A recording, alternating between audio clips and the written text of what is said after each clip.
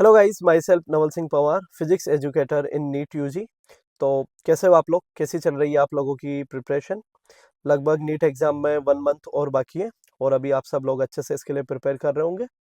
तो आप जहाँ भी जिस भी कोचिंग से प्रिपेयर कर रहे होंगे, ऑलमोस्ट सभी जगह पे अब तो आप लोगों का कोर्स कंप्लीट हो चुका होगा। अभी आप लोग एक तरह से सेल्फ स्टडी कर रहे होंगे।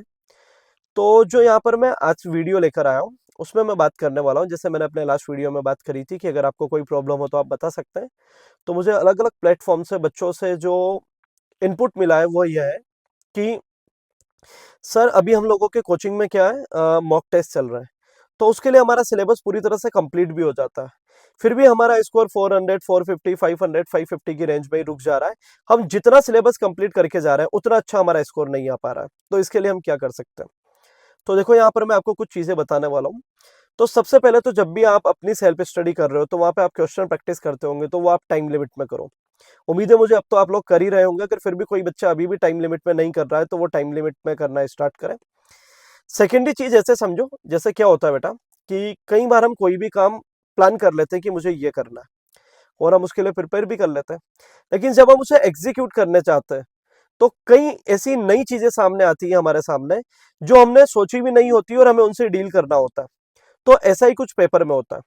जैसे पेपर में आप सिलेबस कंप्लीट कर गए, अब तुम सिलेबस कंप्लीट कर गए तो मान लो उसमें 20 कॉन्सेप्ट थे, तुम्हारे 16-17 कॉन्सेप्ट बहुत अच्छे से कंप्लीट है।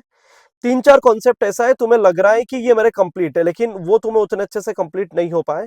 वहां पे या तो तुम्हें कोई चीज समझ ही नहीं आई है तो तुमने ऐसा मान लिया कि इसमें ऐसा ही होता है, या वो चीज रट ली है।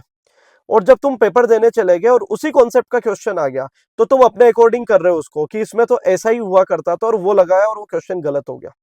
तुम्हें लग रहा है कि वो तुम्हारा वो कॉन्सेप्ट कंप्लीट है, लेकिन एक्चुअल में वो कॉन्सेप्ट अपना कंप्लीट नहीं था। तो इसको दूर करने का क्या तरीका है?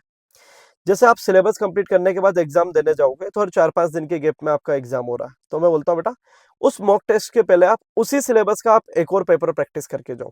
देखो, उससे सबसे पहला बेनिफिट क्या होगा कि जो प्रॉब्लम तुमको पेपर देने के बाद वहां पे फेस होती है कि ये क्वेश्चन मुझे बना ही नहीं है और उस वजह से वहां नंबर कट जाता है, तो वो चीज जब तुम पहले से एक पेपर प्रैक्टिस कर लोगे तो तुम्हें पता लग जाएगी कि इस तरह के क्वेश्चन मेरे गलत हो रहे हैं।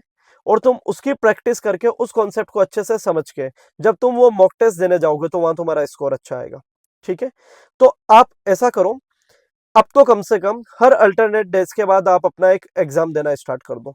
इससे क्या होगा, तुम्हें जो अपनी मिस्टेक्स है वो पहले से पता लगने लग जाएगी और जब तुम पेपर देने जाओगे तो वहां पे तुम्हारा स्कोर अच्छा होता जाएगा। और अब तो अपने को करना भी यही है, मैक्सिमम अपने को क्या करना है, वही जो अपना टाइम है नीट एग्जाम का 2 से 520 के बीच में, वहां पे अपने को पेपर की प्रैक्टिस करनी है। और अब तो हर अल्टरनेट डेज पे देना स्टार्ट कर दो पेपर। ठीक है? इससे क्या होगा बेटा, तुम्हें हर पेपर के बाद अपनी कुछ मिस्टेक्स पता चलती जाएगी, तुम उन्हें सही करते जाओगे, रेक्टिफाई करते जाओगे, तो धीरे धीरे तुम्हारा स्कोर भी इंप्रूव होने लगेगा। तो आप ये चीज करना स्टार्ट कीजिए, ऑटोमेटिकली आपका स्कोर बढ़ने लगेगा। और भी कोई नई चीज आपको लगती है कि सर ये चीज अभी हमको प्रॉब्लम कर रही है, तो आप मुझे बता सकते हो, मैं उसके ऊपर वीडियो लाके आपकी हेल्प करने की कोशिश करूंगा। और आप मेरे वीडियोज को अभी तक जिस तरह से पसंद कर रहे हैं, लाइक कर रहे हैं, इसी तरह से इनको करते रहिए और उन फ्रेंड्स के साथ इसे शेयर कीजिए जो अभी नेक्स्ट मंथ में नीट एग्जाम देने वाला है। और मेरे चैनल को मैक्सिमम टू मैक्सिमम सब्सक्राइब कीजिए। Thank you.